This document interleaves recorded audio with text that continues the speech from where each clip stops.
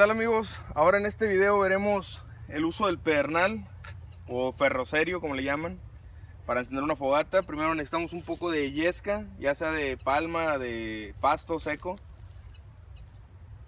Necesitamos rallar un poquito para que le caiga un poco de polvo del pedernal, y después lo tallamos fuerte para que produzca la chispa.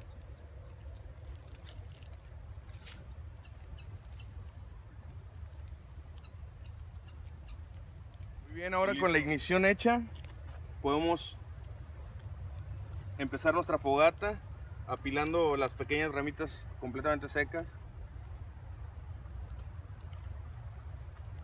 para que de esta manera se consuma más rápido y pueda provocar la ignición completa. Es todo sencillo, solamente con el pedernal, con una navaja o con la misma laminita que trae el pedernal. Solamente es cuestión de cuidar la fogata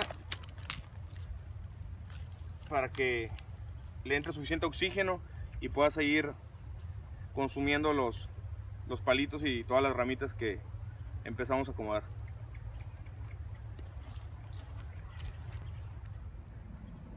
Muy bien, amigos, pues eso es todo. Ya nada más es cuestión de estar alimentando nuestra fogata para evitar que se apague.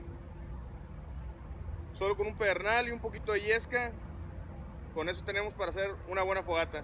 Como siempre, espero que este video les haya sido de utilidad. Si les gustó, por favor compartan, denle like, no olviden suscribirse y estén atentos a nuestros próximos videos.